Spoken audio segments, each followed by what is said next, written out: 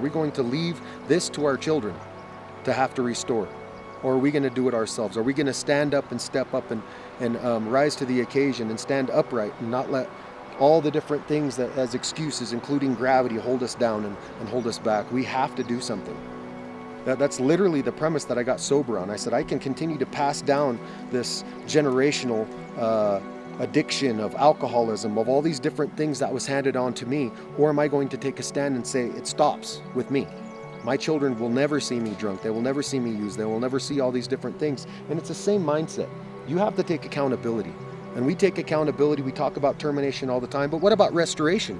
Let's stop being victims. We have our own role in all these different things, but we can't stay stuck in that. What's next? Who you're about to meet in this next video, for me, was one of the most inspiring people I've ever met. I say all of this with humility, asking for forgiveness as I try and say it in the best way I can. Garin represents an intact culture that lost a subsistence way of living so integrated with the land to colonialism. And me and Wally had the privilege of spending some days with Garin Riddle and to be immersed in his culture and to see the widespread poverty and violence and depravity, honestly, was heartbreaking. And at the same time, to see how intact Garin is and his family and his culture, their spirit, their beingness is so intact that we just left feeling humbled, like, what am I even complaining about in my own life? And so over this next video, you have the great pleasure of getting to spend some time with Garin Riddle. This used to be a predominant, like 90% old growth ponderosa pine forest. That's one of the only reasons that we were targeted for termination, is because of our old growth pine forest. We had the biggest ponderosa pine forest in the whole United States, I believe. And then Menominee had a giant forest too, not yellow pine, but they were targeted. So we were the two first tribes to be terminated. But without these elders, without these old growth trees, their branches aren't stimulated, they're not reaching out, they're not touching each other, because everything under the ground, we can't see it, but it's all interconnected. They all rely upon each other, the same as the mycelium that's in the ground. It's all a network of all kinds of information, a network of all kinds of life going on that stimulates all these things. And when the old growth are gone, then the whole forest suffers.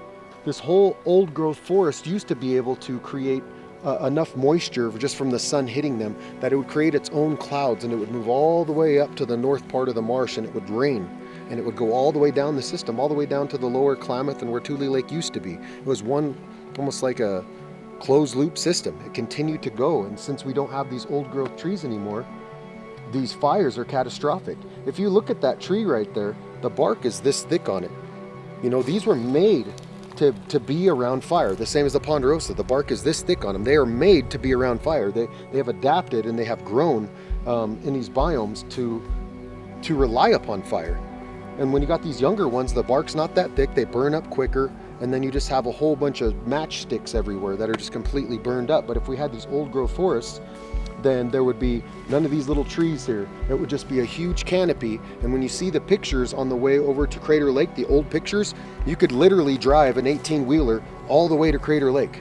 I heard that. You could go any direction you wanted in the forest with a wagon, with a truck, in any direction, because the trees were so far apart. And the undergrowth, I mean, because the sun would never touch the ground. The sun would never touch the ground. And so a lot of this stuff that grows everywhere that we see here, it wasn't there. It was just the ponderosa pine and some other different species. But when you look at those pictures, you literally could drive an 18-wheeler all the way through there. Like, we have to have this abundance of elder knowledge. And that's what we lack today, even like Michael was saying, within our own social systems, you know. And it doesn't matter what race you are. Like, we all lack that. And then the elders that do have wisdom, they're discarded and put to the side because they don't pay taxes. They don't contribute to society, so we kick them to the side. They're no longer valuable. And the same with our children. They don't pay taxes, but we're training them to pay taxes the very best we can.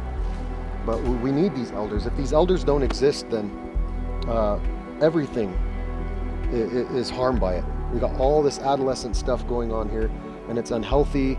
It's not very resistant to disease.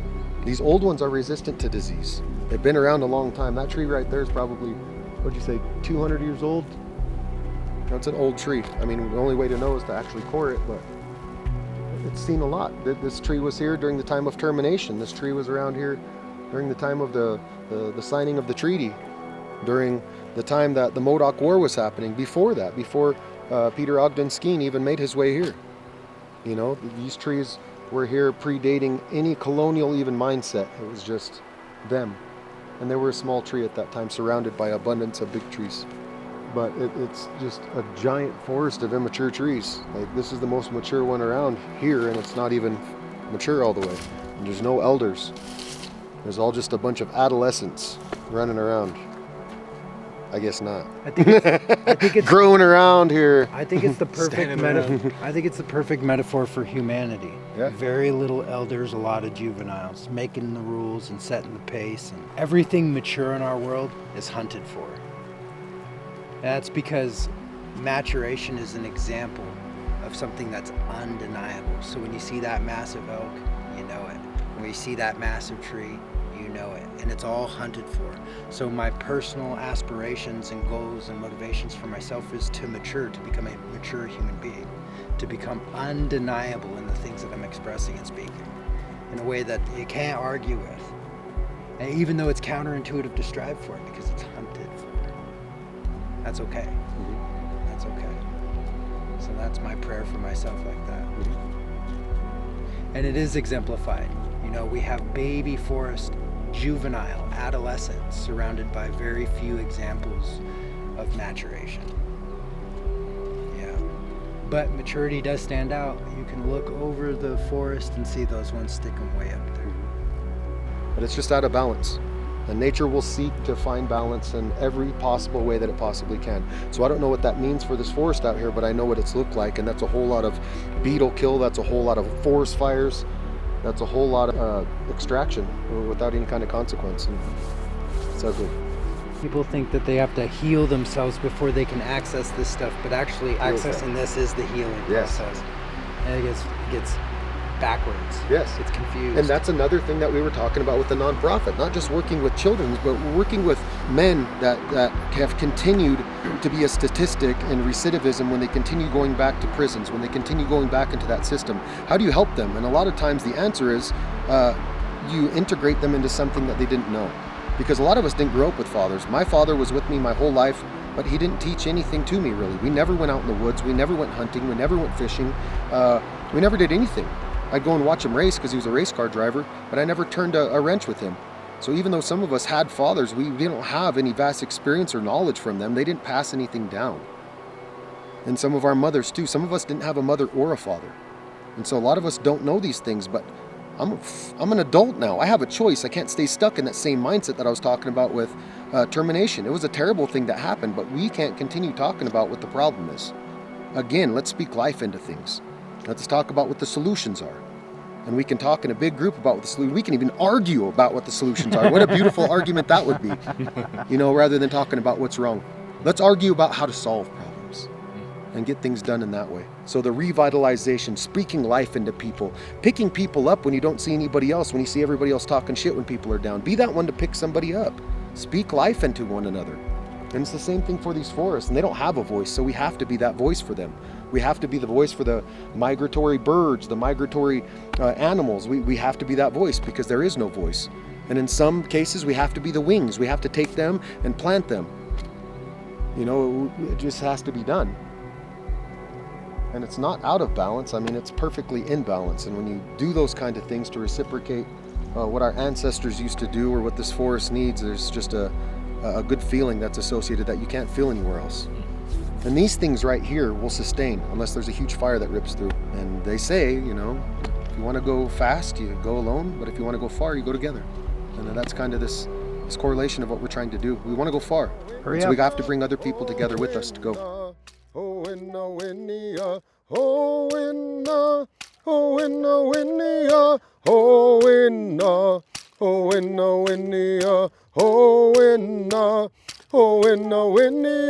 ho winna, ho winna winnia, ho winna, ho winna winnia, ho winna, ho winna winnia, ho winna, ho winna winnia, ho winna, ho winna winnia, ho winna, ho winna winnia, ho winna, ho winna winnia, ho winna, ho winna winnia, ho winna, ho winna winnia. I love you, Dad. I love you too, baby. Yeah, so, I mean, just the spirit of that song. It has people come, it's inviting. And like I said before, all of our songs are very simple songs because they are reflective of the humbleness that we have, because everything that we have in our known world of the 24 million acres that those 3 tribes that belong to the Klamath Tribes, the Modokani Mukluks, the Modoc, the southern relatives, the Iyuskani Mukluks, the Klamath, and then also the Numu, our northern Paiutes. Everything that we needed was right here on this lands, whereas a lot of different tribes had to travel hundreds and hundreds of miles for subsistence. They had to follow the buffalo, they had to go over here to get their roots or to get their main staple foods, and we had everything right here. And so it's reflected in the simplicity of our songs and our language and a lot of the things that we try to use as examples about just keeping it simple. David loved that. Yeah, that was pretty cool, baby. Anytime she hears me sing, and she just runs right over, and she knows so many songs. That cracked me open, man. I couldn't handle that. He just ran up, and then I love you after. I was just like, whoa. It's so just beautiful. Yeah, I love it. Life's good. And this is the traditional instrument of our people. They say that. Remember when I was telling you guys last night about the bones clacking back and forth together? That's what this is supposed to sound like. Indian bones. The closest we can get to replicate that noise of the noise that they made. Yeah, but then a lot of our stomp sticks, the top right here will be ground down. There'll be a hole right there so we can put mugwort and light it as we're singing. So as we're singing, it's still burning. Now, this one's not hollowed out. Many different things about our people that's very particular to them, and this is one of the things. Our people didn't have drums. Not round drums like you see, or the big drums like you see. We had square drums, and those square drums were only used for one purpose and one purpose only: gambling. Those were our gambling drums, and every single tribe along the Klamath River, all the way down to the mouth, they have a drum, and all of them are square, and all of them are used exclusively for gambling. Every single one of our other instruments are like this, and clapper sticks, different things like that, but our drum was not used in a way where other tribes use their drums. And it's weird because a lot of tribes didn't have drums because they didn't have any hides. And so a lot of their instruments would be like sticks clacking together, maybe like the scapula of an elk, and then that bone that comes up, they would put little,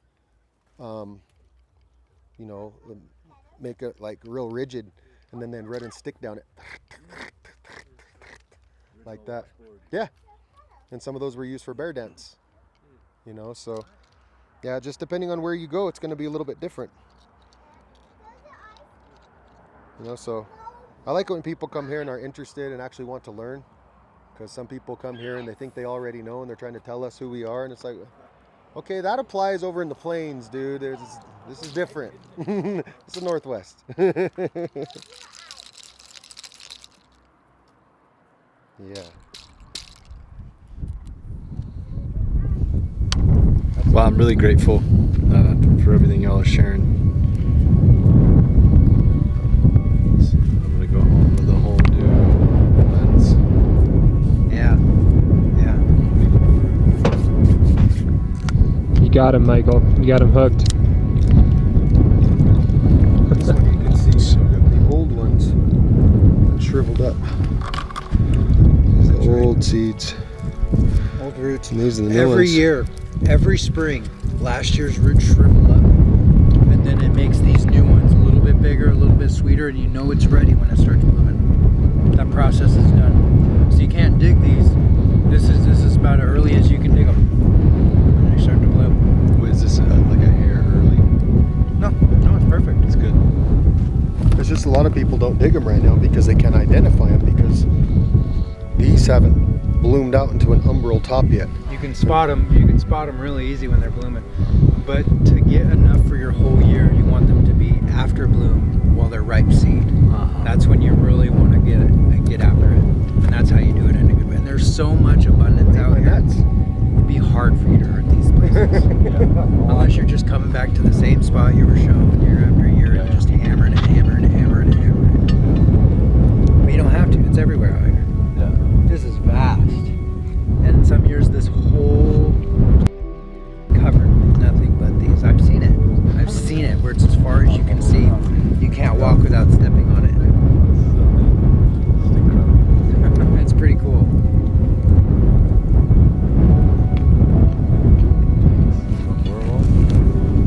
I want to dig them in a way where you can just put your damn humda, your tukis, your cup into the ground and pop them up, and rather than just digging one, you got like 8 to 10 or 15 all in one clump. That's how you want to dig them. And so that's how you want to plant them too. When you go through and you put the seed down, you want to put an abundance of seed. That way when people come back 20 or so years later, they don't have to dig one here and one there. They can put, boom, dig abundance. You see right here? This hole is left open. It's not all the dirt put and pat down flat. That way this carrot right here, when it does seed, it has a place for the seeds to catch. It has a moisture catch and a little niche to get out of the sun. These ones will seed into it, this one. And that's how you passively tend. So we can be out here and getting these foods right now, even though we're not giving anything back. This is a way to passively tend. Because you can. When I was doing it, we didn't take any of the seeds. Left them all behind. All Yeah. we took was the roots. The seeds make good seasoning too. Citrusy. I like oranges. Ants just didn't want to. They wanted to chance. Well, this is cool. I mean, this seems kind of counterintuitive. I imagine most people would be like, oh, I gotta like patch it back up, seal it up. Leave it better than what I thought. But like leave it disturbed and let the seeds enter. Yeah. Super cool. Like when you do with mushroom business. You go upside down, back into the little hole.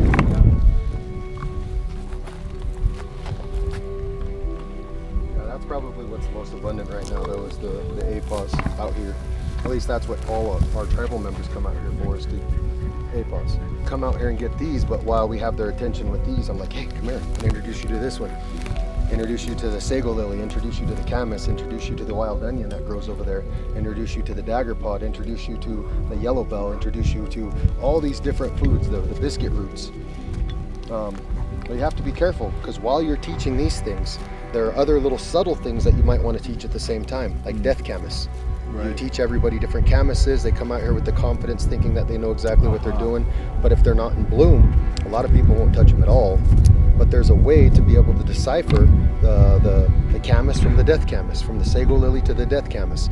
And so while you're teaching these things that you should be digging, it's also a good idea to put caution into the air and teach very clearly and decisively what exactly the death camas is too. Because when I was teaching everybody, I went home, and because these foods are so high in alkaline and different things, they can make you feel like you have a gut ache.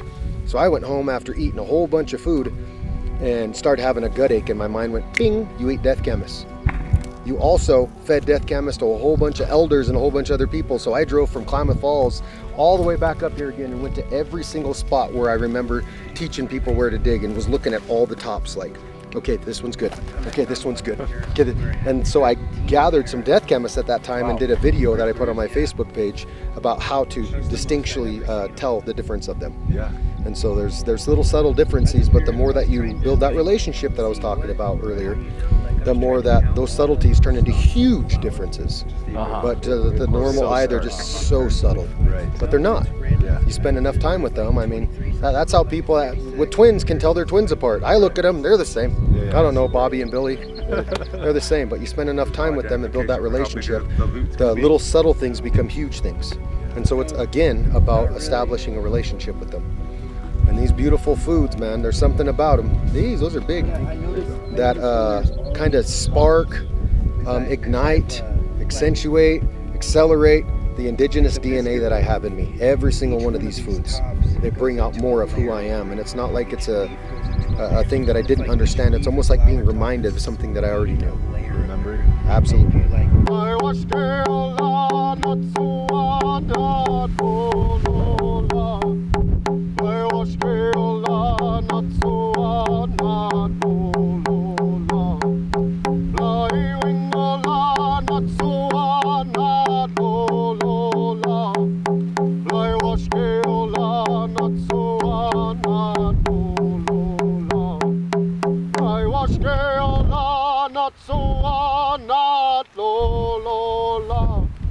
Fly wash keola, not so not lo lo la.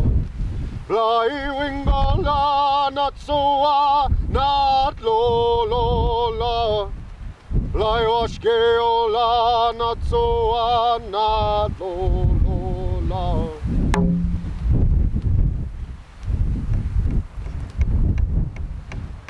Mm.